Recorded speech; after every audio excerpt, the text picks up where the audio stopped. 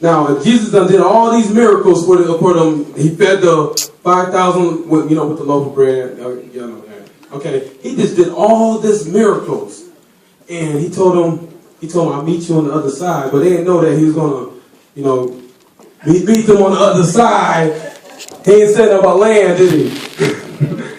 So he meet them on the other side as he out there in the water.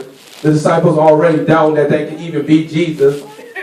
After he fed all these people, did all these miracles. They already said the first thing that came to their mind was a spirit or a ghost. That's the first thing that came to mind that was walking on water. No, this ain't Jesus. He was a man walking. He's from Nazareth or something. That wasn't him.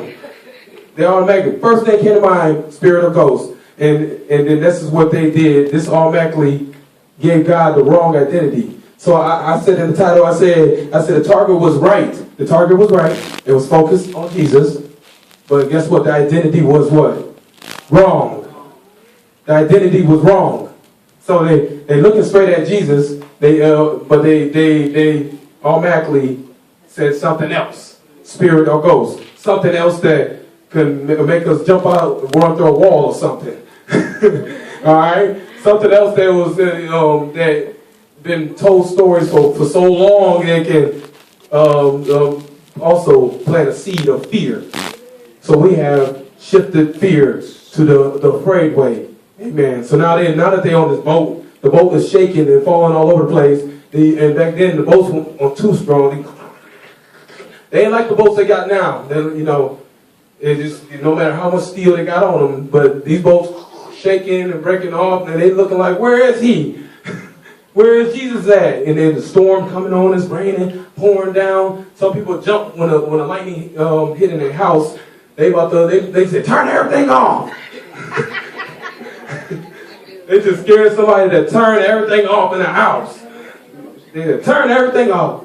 And you turn everything off in the house, but they got the storm, they got the wind, and they got the shaky boat. And now they got all this. They got all their fear on this boat. Now they're looking out there and they say, oh, it's a ghost. Oh, it's a spirit. They say it's a spirit. And now they scared and their mind is off the shaky boat. They're looking at the spirit. Now this is what we do today. God has given, when God does a miracle out there, we try to come up with a different excuse of it. Here is Jesus walking on water. This is a miracle that's happening. This is a miracle that's happening. What they did, they made an excuse for it. What we do today, when something happens, God do something, he saves somebody or do something, we like, oh, well, he made it, Yeah, he could swim a little bit. That's what he didn't drown, but he made it. Instead of saying that God performed this miracle. Yeah. So God was making this demonstration of forming this miracle. Amen. So what God wants us to do is stop making excuses of what he had done or what he's doing. All right? All right. Jesus confirmed his identity. How did Jesus confirm his identity? He didn't say, I am Jesus. He didn't say that. All he said is come. Yeah. They knew exactly who that was when he said come. But they tried to come up with an excuse again. Lord, if that they were scared, but Peter was saying, Lord, if that is thou. He's still kind of a little shaky with it. Lord, if that's thou, but God had confirmed it. Now that'll put them in one of the name bracket who that could be walking on this water when he said come. God want us to stop making up excuses and come up with reasons why he does things. Amen. God speaks to all of us, and even if it's a little word. Some of us kids when growing up, our parents, they got ways of communicating with us, and nobody in the house will know. It could be a house full of people, a house full of kids. We'll running all through the house, and all the parents do is look like this, and all of a sudden we stop. That's right. Parents didn't have to say too much, or they just look, and you knew exactly what that communication was. So they decided, Jesus did that one little word of come, and automatically Peter knew it was him, but he still was unsure. All right?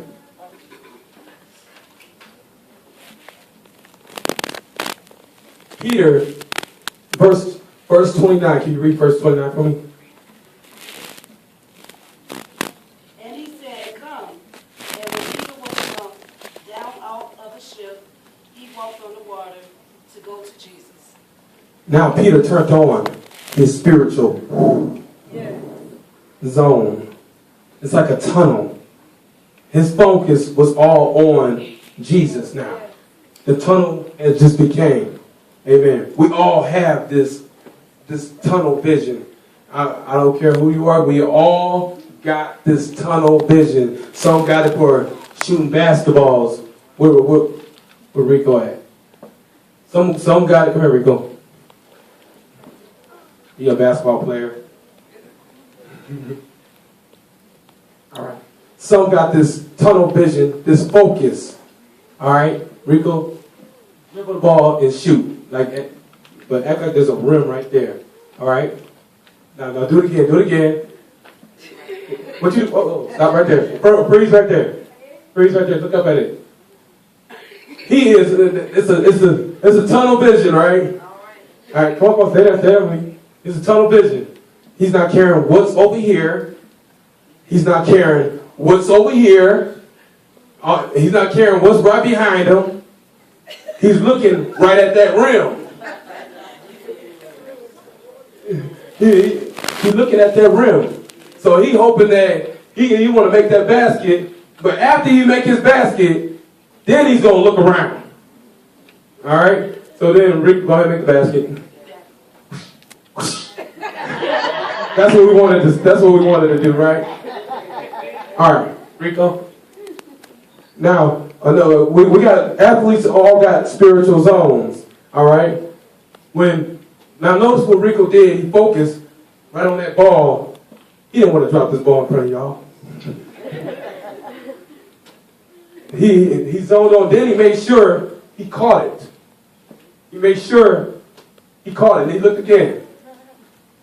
What we're doing right now, you make sure Peter had this tunnel vision. All right?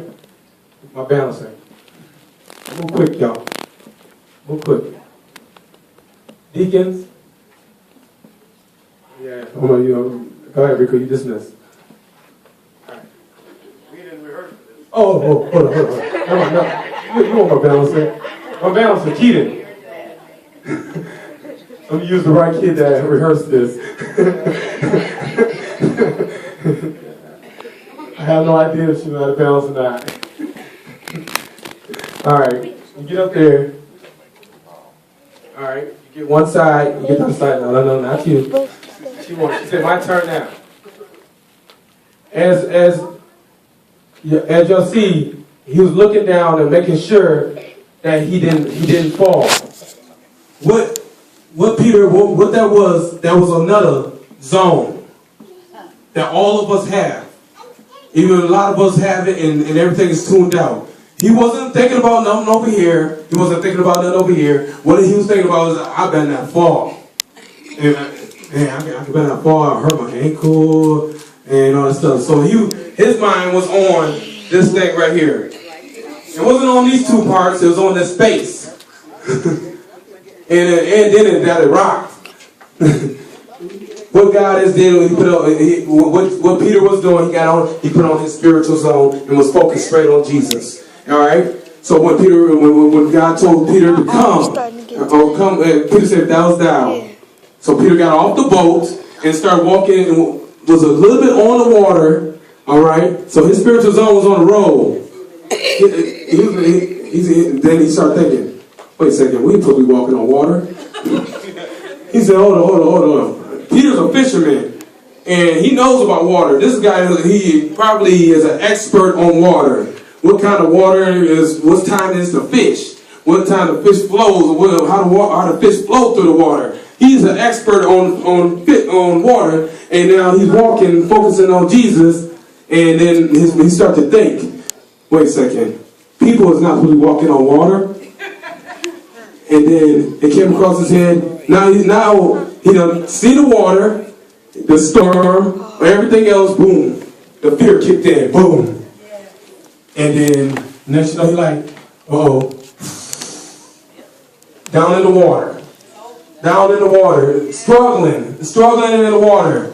And then we notice that though we take our focus off of him, when we take our focus off of him, he finds a way and he said, let me go get him.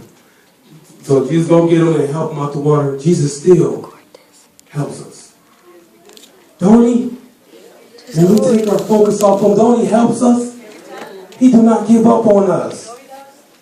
It's just like when the kids riding a bike, you know, and daddy right behind her, and when the kid fall off the bike, and what did daddy do?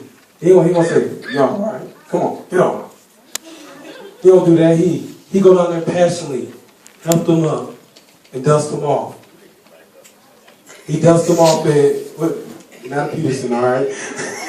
Y'all too tough.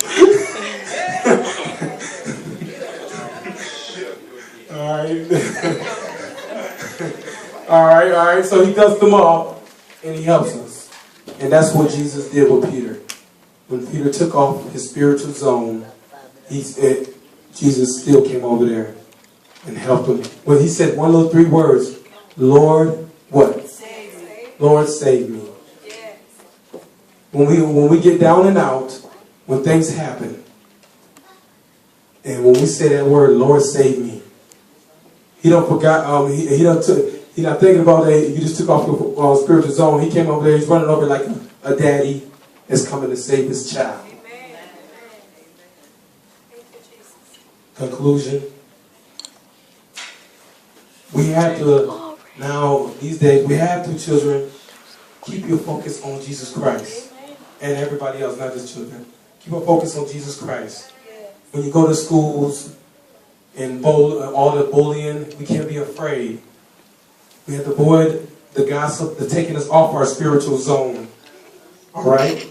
And it's never too late to get in the Jesus zone. So say, get in the Jesus zone. Say, get in the Jesus zone. Get in the Jesus zone. Say, get in the Jesus zone. Amen. Everybody please stand. Amen.